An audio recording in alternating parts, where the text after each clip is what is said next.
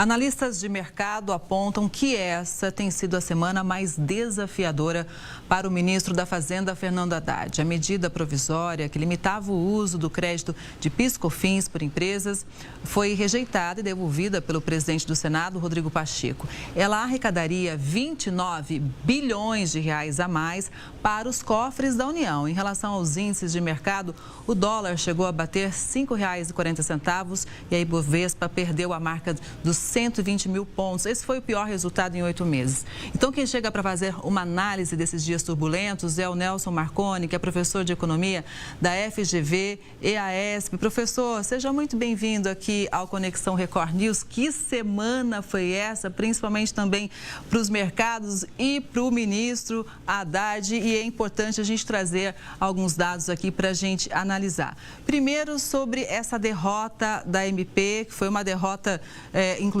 vista como uma derrota para o governo significativa, não é, professor? Sim, boa tarde, Kelly. Realmente foi, como você falou, uma semana bem complicada e uma derrota relevante para o governo.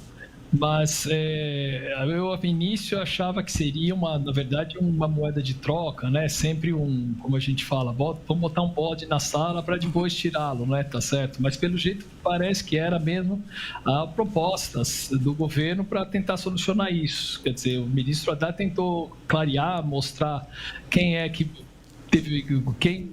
Quem está sendo beneficiado e está certo, e tentou jogar, talvez, dizer, olha, claramente, nós vamos colocar um grupo aqui para financiar, né, tá certo, todas essas outras medidas que eles não conseguiram aprovar, financiar a diferença, mas parece que a estratégia não deu muito certo, eles tiveram que recuar, porque a gritaria foi muito forte, né, tá certo, o aumento da carga tributária sobre o setor produtivo, complicado, né. E como?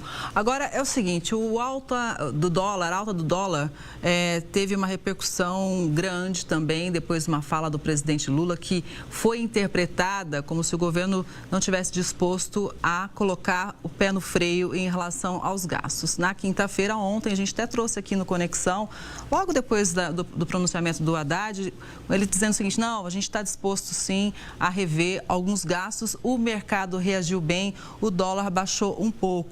Agora, o que mudaria, professor? Como que o governo pode efetivamente reduzir os gastos? Não é uma tarefa fácil, porque desde o final do governo anterior, dos economistas, as pessoas que tratam da questão fiscal, sabem que o governo tem um rombo potencial aí, o governo, eu digo no geral, né, tá certo? Quer dizer, não necessariamente essa gestão, teria um rombo potencial em torno de 100, 150 bi, que no governo anterior tinha sido postergado por aumento de pagamento de dividendos, a postergação do pagamento dos precatórios, né, outros serviços que não foram sendo prestados, mas agora realmente a conta está ficando muito clara, quer dizer, e para o governo fechar essa conta, ele vai ter que buscar uma combinação de várias medidas, certo? Ele pode ainda buscar a redução de gastos em termos de eficiência, né? Isso é sempre um critério importante, né? A gente pode tentar reduzir ainda um pouco gastos, mas depende um pouco também das outras casas, né, tá certo? Do legislativo, do judiciário, inclusive, também se ajustarem, né? E eu acho que tem uma outra questão aí importante, que é o governo realmente buscar uma arrecadação maior, tá certo? Sobre grandes fortunas, sobre a tributação, sobre patrimônio, que isso ajudaria. Estou falando de uma combinação de coisas, né? Certo?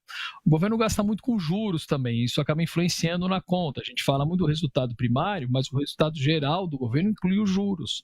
E esse pagamento de juros também pressiona a dívida, porque no fundo, a grande variável aí é qual é o comportamento futuro da dívida pública. E para isso, o que interessa é o resultado global do governo, não só o resultado primário, né? E então, tem uma combinação de coisas. Se o governo estivesse pagando menos juros, se ele cortar gasto ainda em áreas que ele pode tentar ser mais eficiente, né? E tiver uma combinação aí de tributação, tá certo? Sobre patrimônio, grandes fortunas, coisas que ele também não tratou ainda, a gente pode ter uma melhoria do resultado fiscal, mas é uma combinação de coisas, de ações, né? Tá certo? Quer dizer, o governo fala muito que vai diminuir despesas obrigatórias, tal, etc., mas também não é tão tranquilo assim. Eu acho que se quiser reduzir esse déficit potencial da casa dos 100 bilhões, 100 e poucos bilhões, ele tem que ter uma combinação aí de medidas muito forte, muito grande, muito bem articulada, e que ele precisa colocar isso no radar e rapidamente buscar esse equilíbrio, porque senão o mercado vai sempre saber que no futuro a dívida pública vai aumentar mais. Agora, de qualquer forma, o ministro Haddad teve um certo sucesso em relação à pauta para arrecadar mais, né? Ele conseguiu emplacar algumas medidas. Nos 4 primeiros meses desse ano, o aumento foi de 45 bi na arrecadação. Só que, como o senhor comentou, né, professor, existe uma série aí de fatores para realmente aumentar a arrecadação. É um desafio num país que já cobra bastante imposto, né? Exato. A carga tributária já é alta, né?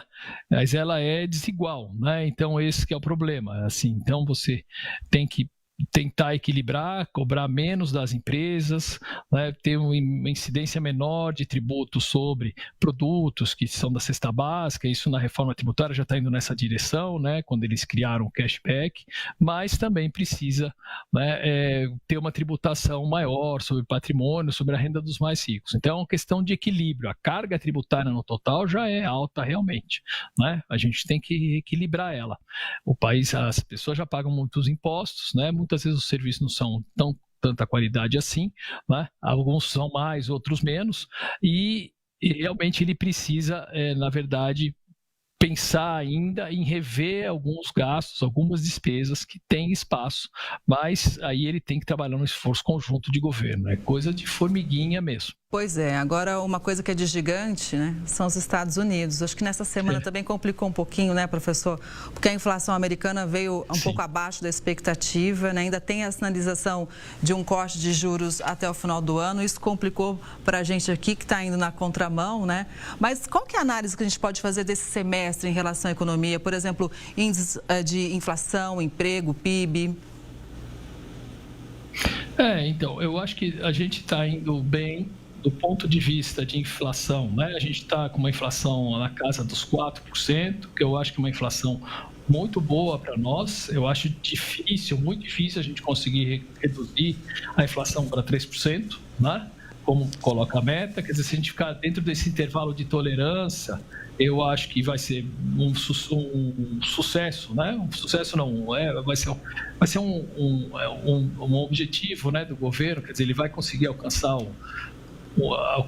esse resultado que pode ser aí próximo da meta. Eu acho que se a inflação ficar por aí, o PIB cresceu razoavelmente, né, 2,5%. Quando a gente olha no acumulado, assim, ele está caindo ao longo do tempo a taxa, mas eu acho que realmente esse é o que a economia brasileira vai conseguir crescer, com juros altos ainda, com falta de retomada de investimento. A gente vai conseguir crescer sempre 2,5%, que eu acho baixo, mas é melhor do que zero, logicamente, e muito baseado em exportação de commodities, a recuperação de massa salarial, né, alguns setores que melhorem aqui e ali, alguns serviços, mas a gente vai ter infelizmente, com essa taxa de juros, a gente não vai conseguir ter uma retomada tão pujante da economia brasileira. Mas estamos crescendo razoável, eu diria que em banho-maria. O emprego se recuperou, né, e se recuperou mais ou menos na mesma proporção do PIB, né? É uma recuperação muito forte do setor do emprego no setor de serviços, alguns serviços especificamente, o que a gente chama de profissionais, os profissionais liberais, os profissionais da área de informática, também os que prestam serviços pessoais, a saúde foi uma área que o emprego cresceu muito. Então, assim, teve uma recuperação que é condizente com o crescimento do PIB. Isso é muito bom, que significa uma taxa de desemprego mais baixa, né? Ainda que as pessoas talvez não tenham a mesma qualidade de emprego que possam ter que tinham no passado,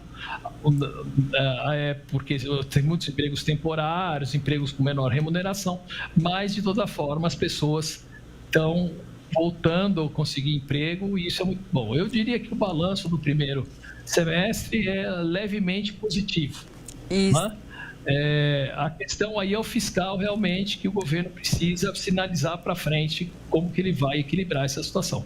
Para atingir a meta fiscal lá em 2026 é preciso pôr o pé no freio nos gastos, não dá para continuar com rombo no orçamento, né, professor? Exato. Muito obrigada pela análise, Exato. Uma boa tarde e até a próxima. Para você também, muito obrigado. Obrigada.